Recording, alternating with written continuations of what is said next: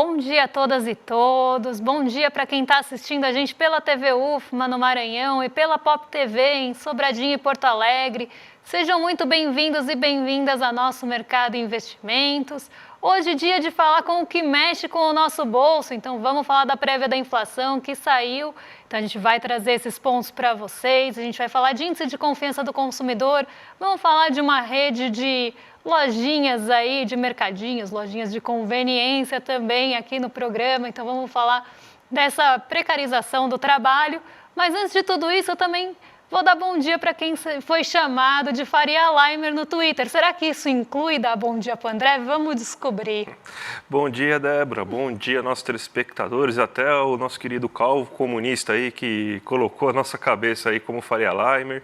Mas vamos falar de coisa séria, né? Porque a gente tem hoje muito assunto aí. O IPCA 15, a prévia da inflação, saiu aí durante essa manhã aí, e com bons resultados aí, principalmente na questão de alimentos. Subiu mais do que o mercado estava prevendo, mas a parte mais importante, que é dos alimentos, ela teve deflação. Inclusive, a gente vai explicar tudo isso para vocês. Vamos falar aí do índice de confiança do consumidor também, vamos falar aí de uma rede de lojas de conveniência também, mas já vamos começar então o nosso dia falando aí do que o nosso telespectador vai enfrentar com a agenda, né, Débora? Então, o que o dia de hoje traz para a gente? Como no restante da semana, a agenda hoje está bem recheada de resultados trimestrais e balanços corporativos. Então, boa parte da agenda vai ser tomada por isso. Antes da abertura, já saíram balanços da First Citizens nos Estados Unidos, saiu na Itália Stellantis e no Reino Unido Unilever. Às 5 horas da manhã saiu o índice de sentimento das empresas de julho e aí a gente entra na agenda brasileira com algumas divulgações da FGV e outras do IBGE, e tem aí também o setor externo do Banco Central. Mas às 8 horas saiu a sondagem do consumidor, então aquele índice de confiança do consumidor medido pela FGV, a gente vai trazer mais detalhes para vocês. Dados de setor externo pelo Banco Central, e a gente tem aí IBGE divulgando o IPCA 15, conhecido como prévia de inflação. Como a gente já trouxe ali uma prévia do IPCA 15, já esperávamos que tivesse uma pressão maior dos combustíveis. Mas vamos continuar aí na nossa agenda, porque tem mais coisa vindo pela frente. Lá nos Estados Unidos também saíram vários dados importantes, pedidos de auxílio-desemprego, então que mede ali o ritmo semanal do mercado de trabalho, encomendas de bens duráveis e a primeira leitura do PIB do segundo trimestre, que acabou surpreendendo, e a gente vai falar um pouquinho disso antes do giro.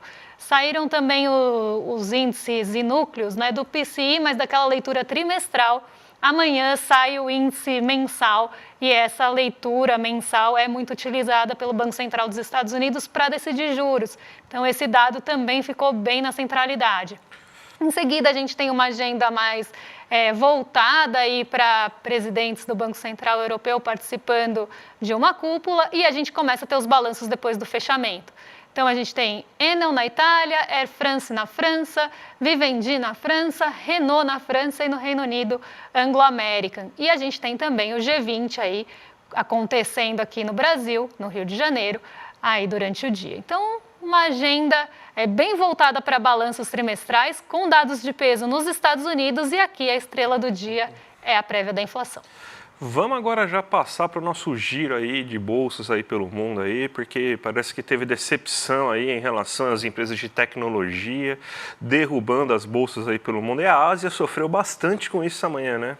De novo, né? Parece que é notícia requentada de ontem, mas não é, porque mais um dia a Ásia está sofrendo com a decepção do mercado com os resultados, e não só os resultados, mas as coletivas feitas depois do resultado das Big Techs. Big Techs são as grandes empresas de tecnologia, são chamadas aí de sete magníficas, inclusive, e elas tiveram aí um pouco de resultados decepcionantes, e as que ainda não tiveram os resultados divulgados estão com grande expectativa, mas com uma expectativa ficando negativa, com pessimismo em relação aos resultados que podem vir daqui para frente.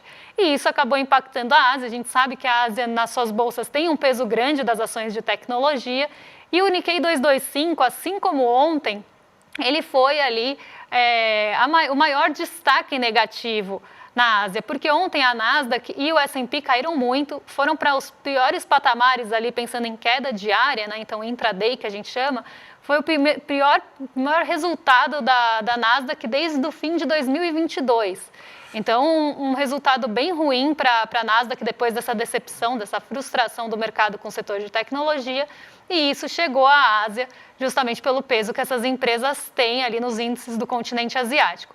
E o Nikkei 225, como eu estava falando, liderou as quedas, foi aí o destaque negativo, com certeza, das bolsas asiáticas nessa manhã e caiu 3,34%. Então, o Nikkei 225, mais um dia de queda, ontem ele já tinha caído mais de 1%, hoje ele aprofundou as quedas. E aqui a gente tem dois fatores também pesando no Nikkei 225.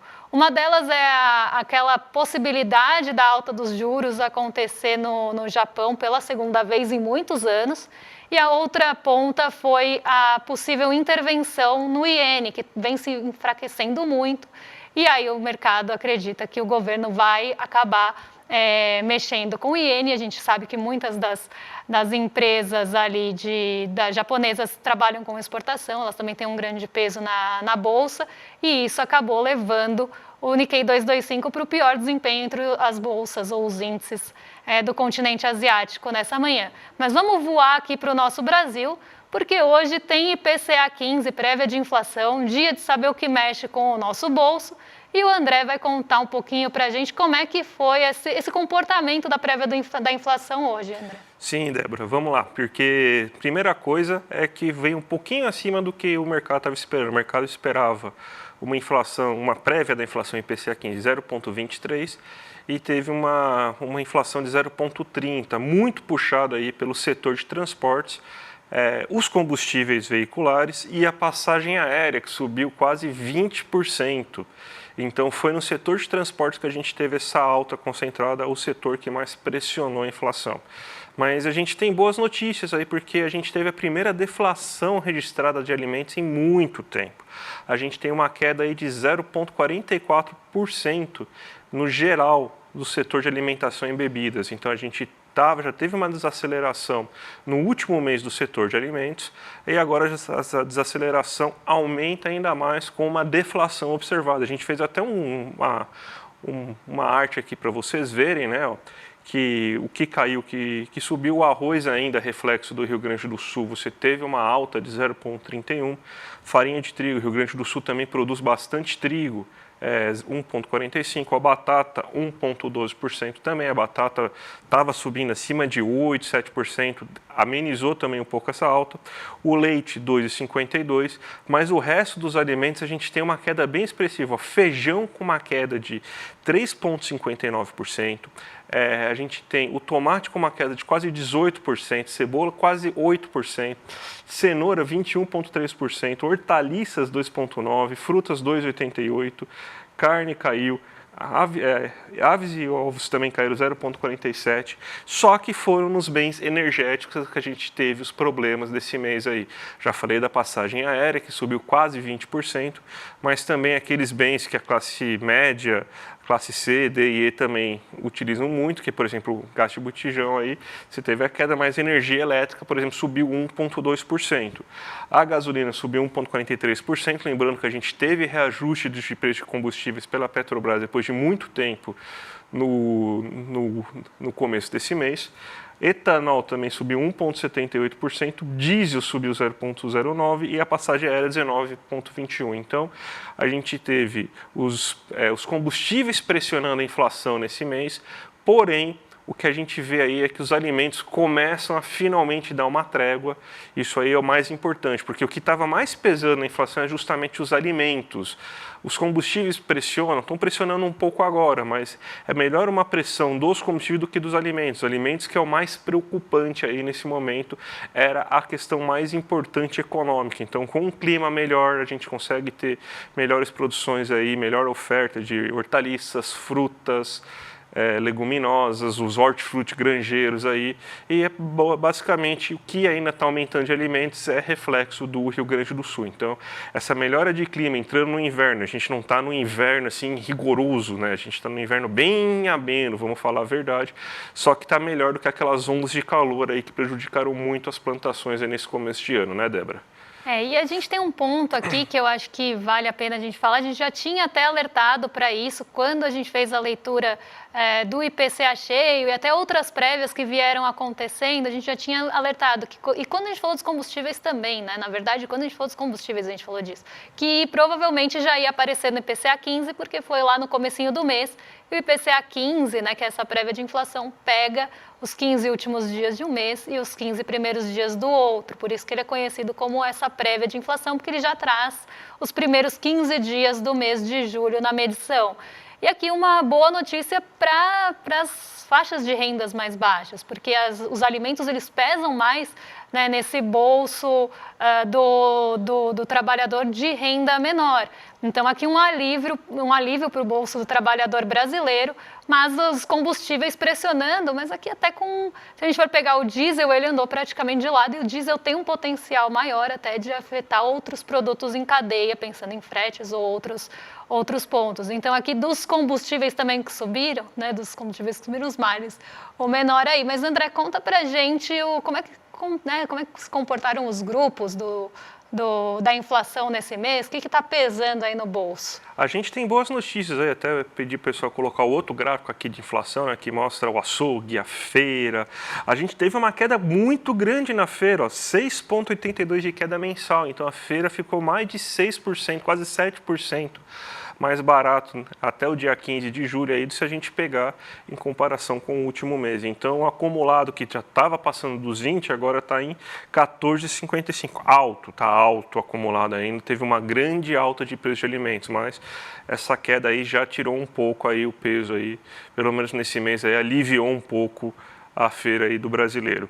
O açougue teve uma nova queda, 0,08 aí, e acumula uma baixa, né, uma deflação de 3,55%. Se a gente for pegar os boletos, vamos pegar os boletos primeiro. Vamos pegar os boletos, quase andou de lado, 0,02, e ele está abaixo da inflação ainda, né, que a nossa inflação acumulada está em 4,4% aí, está em 3,68%. Os reajustes que vocês tiveram no boleto, então está abaixo. A gente pega aqui o mercado também teve queda, muito puxada aí pelos alimentos também, principalmente pelos hortifruti granjeiros. E ele está em 4,61, então ele está um pouquinho acima do que a gente tinha aí, da que a gente está de inflação acumulada nos últimos 12 meses. E a gente tem o lazer, que subiu mais um pouquinho, 0,24%, 4,95 no acumulado. Voltou-se por causa dessa alta aí desse mês a falar que os serviços estão muito caros, então a gente precisa frear isso. E quando a gente fala sobre isso, a gente sempre tem que traduzir aí para vocês o que significa os serviços estão caros. A gente tem que reduzir o serviço, basicamente falar, a gente tem que fazer as pessoas pararem de consumir serviços, porque aí os preços começam a estacionar ou até cair por causa dessa questão de demanda. Só que lembrando que o preço do serviço é a renda daquela pessoa que trabalha com serviço. Então, é o cabeleireiro, quando você está falando isso, ele está falando assim, a gente tem que piorar um pouco a economia, que está muito aquecida, e o cabeleireiro não pode cortar tanto cabelo, não pode se fazer tanto a unha. Você não pode aí ir tanto para bares e restaurantes, você tem que reduzir a quantidade aí, porque isso aí está aumentando esse preço. Então, o setor de lazer aí, sempre que tem uma alta, a gente fala assim, é bom, essa alta é bom. Alimento é ruim a crescer, alimento não é legal de crescer.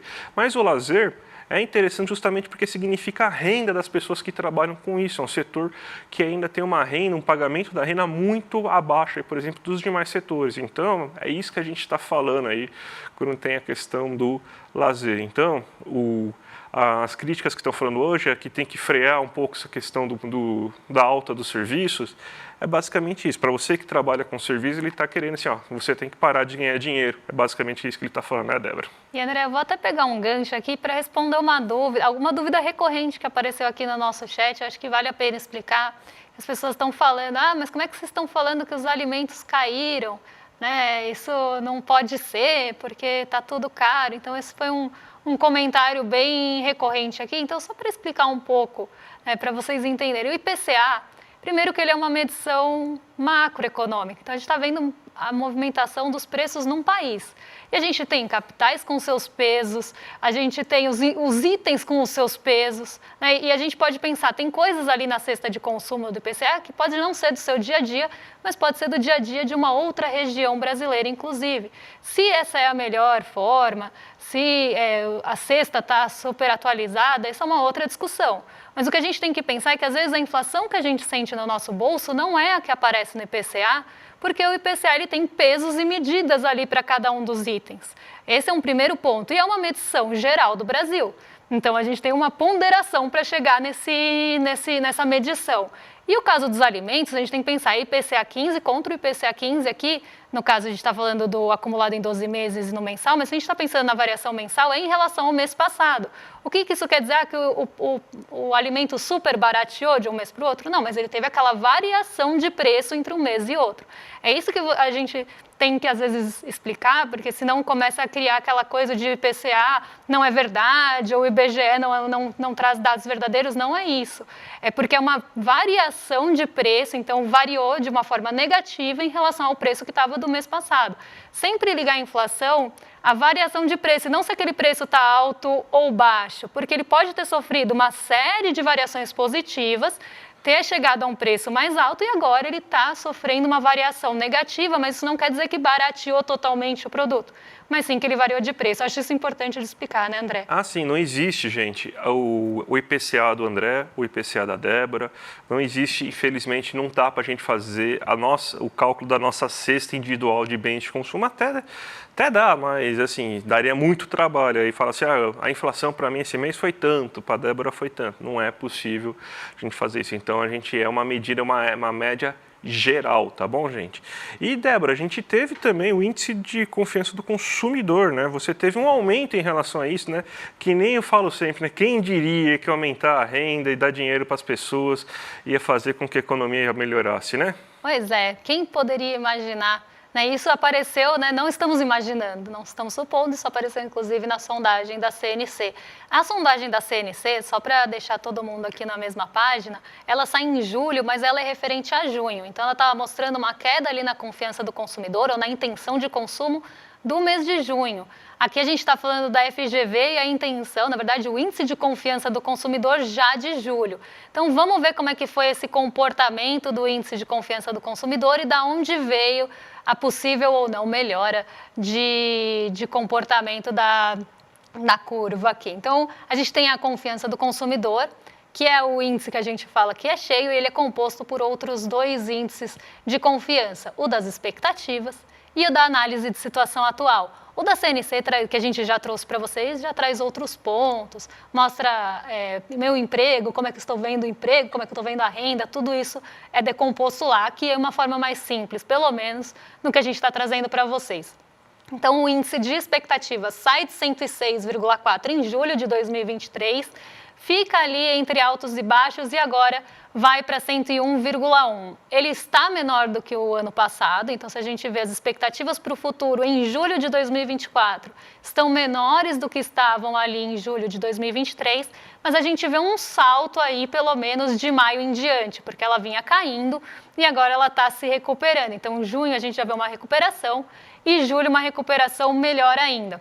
Quando a gente vai para o índice cheio, que é o índice de confiança, ele também ficou menor do que estava no ano passado, mas ficou aí em 92,2, também recuperando o movimento de maio. Pode ver que os dois gráficos ali, eles andam juntos naquela pontinha final, justamente porque foi o índice de expectativas que puxou o índice de confiança para cima, já que a análise de situação atual, quando a gente olha de um mês para o outro, aí ela ficou praticamente andando de lado, ela está numa reta. Ela não está fazendo esse Vzinho aí, né? Então, a gente vê que ele está andando praticamente de lado, o que mostra que as expectativas estão mais positivas do que a análise da situação atual. O que é algo curioso se a gente pensa, principalmente na situação do Rio Grande do Sul, que estava impactando a análise não só da situação atual, mas das expectativas de outros setores. Então, aqui na confiança do consumidor, a gente não vê isso tão presente. Mas vamos ver o que mudou de um ano para o outro e de um mês para o outro em relação a esses mesmos componentes da confiança do consumidor. Como eu falei, a situação atual em relação ao mês anterior andou de lado, a movimentação foi zero, mas quando a gente olha o índice de confiança aqui, ele subiu 1,8 pontos percentuais em relação ao mês passado, e o índice de expectativas subiu 3%. 3% não, desculpa, 3 pontos percentuais em relação ao mês passado. Então, a gente vê os dois aí subindo e muito aí, como é uma composição muito puxada pelas melhores expectativas para o futuro.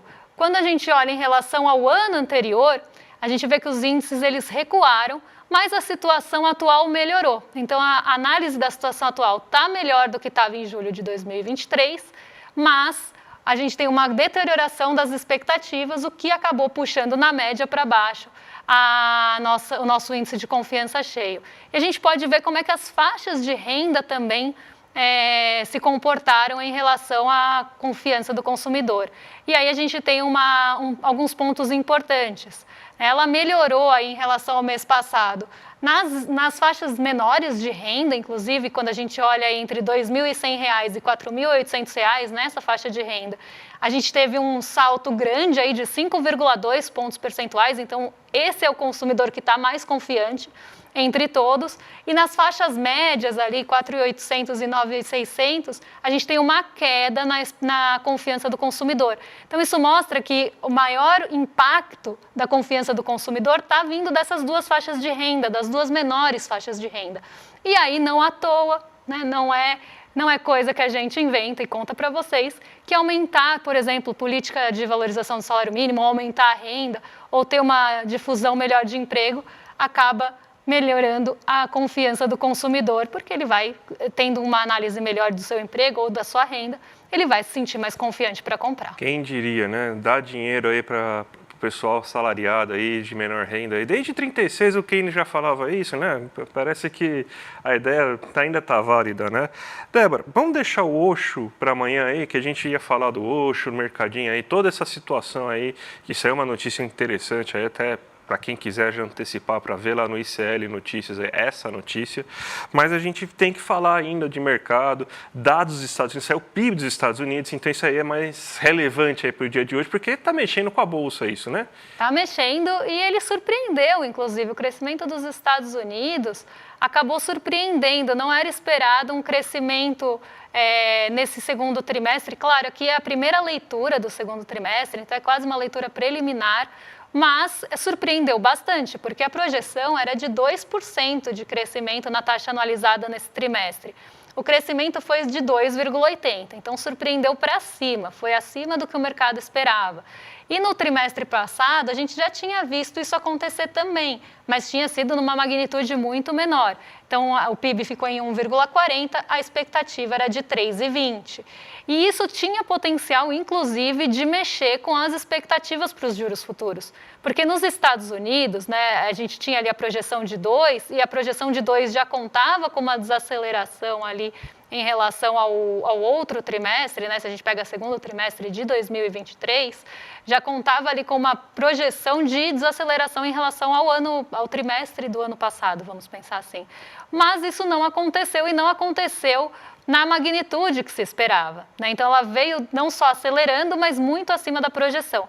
E isso tinha muito potencial para mexer com os juros futuros, então com aquelas expectativas de juros, porque os Estados Unidos eles estão num momento ali, né, que eles querem que a economia desaqueça, que o mercado de trabalho desaqueça e que tenha ali esse desaquecimento mesmo geral da economia para que os juros, para que a inflação, arrefeça por lá e vá para a meta. Eles estão com esse olhar, e eu sempre falo isso com muito pesar, por isso que os dados de emprego estão tanto na centralidade, só que hoje também saíram outros dados como o PCI, que é o índice de gastos com consumo pessoal, uma métrica que o Fed, né, o Banco Central dos Estados Unidos, adora, olha super de perto, utiliza para tomar suas medidas de política monetária.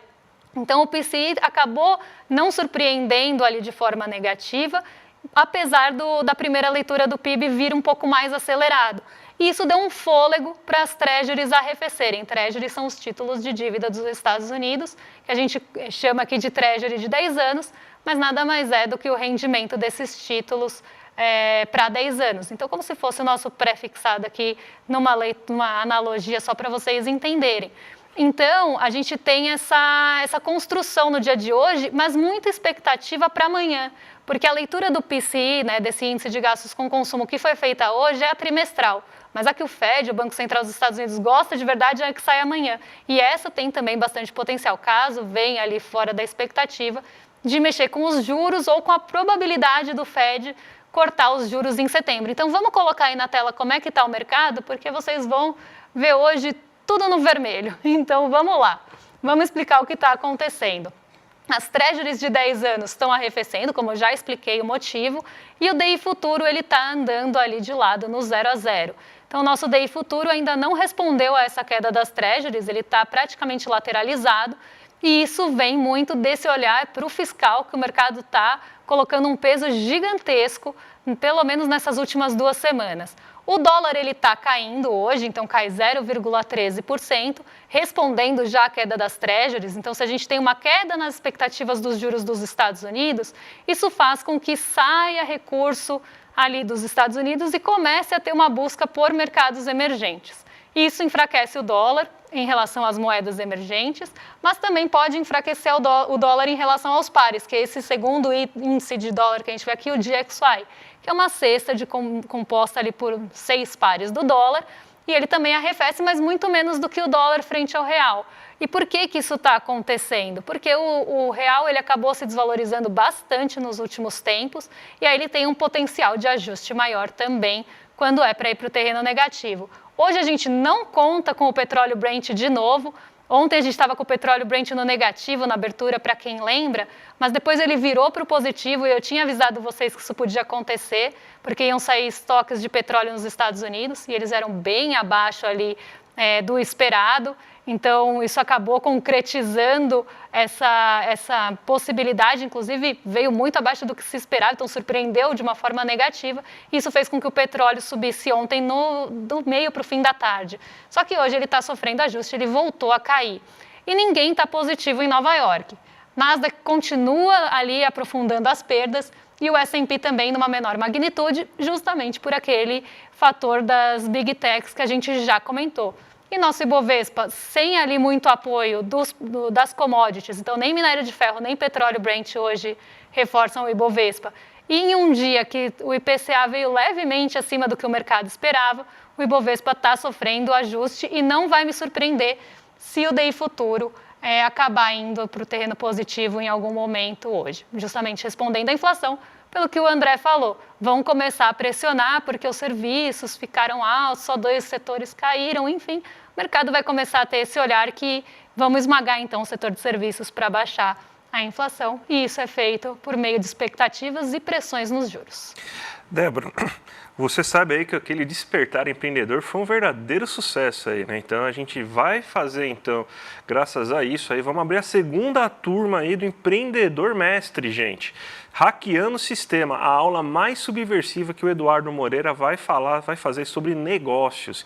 Então você sabe aí que o Empreendedor Mestre é um curso inédito no Brasil que une ciência, métodos comprovados e os maiores especialistas em temas como marketing, finanças, gestão de pessoas e muitas outras competências para alavancar o seu negócio, fugindo aí daqueles coaches aí que a gente sabe que é tudo picareta, né? Então a gente aqui não vai ter nenhum picareta aqui nesse programa aí, vai ter só gente de verdade, não tem coach aqui. Então é isso aí que é o mais importante. Então, gente, faltam 3 dias aí, esse domingo aí, dia 28, né, que vai ser essa aula. Então já clica aqui nesse link, iclmercado.com.br, faltam só 3 dias para essa aula ser dada, então vale muito a pena. Já clica aqui no link, se inscreve, tem um sininho lá, que daí quando começar a aula vocês vão ser avisados aí pelo YouTube e vai ser imperdível, gente.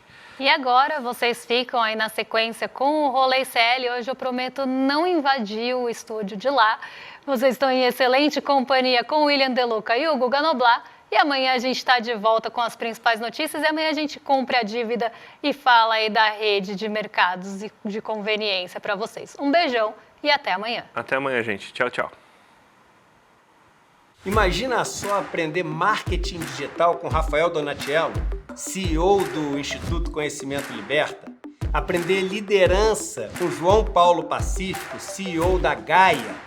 Aprender finanças e investimentos comigo, aprender sobre as disrupções tecnológicas com a Nina Silva, aprender negociação com Diógenes Luca, empreendedorismo com Rodrigo Mocotó. Pois é, parece um sonho, né? É isso que a gente fez com o programa Empreendedor Mestre, o maior programa de formação em empreendedorismo do Brasil. A gente lançou esse programa em fevereiro com esses e vários outros professores e professoras e foi um sucesso absoluto. Milhares de pessoas se inscreveram e hoje já fazem parte de uma comunidade que está revolucionando o conceito de empreendedorismo. Tão grande o sucesso que a gente resolveu lançar a segunda turma desse programa agora, em julho. E a aula inaugural vai ser dia 28 de julho, um domingo, às 8 horas da noite. Uma aula onde a gente vai ensinar todos os conceitos básicos de empreendedorismo e o melhor, gratuita, aberta, para você poder participar. Se inscreve agora e a gente se vê dia 28 de julho.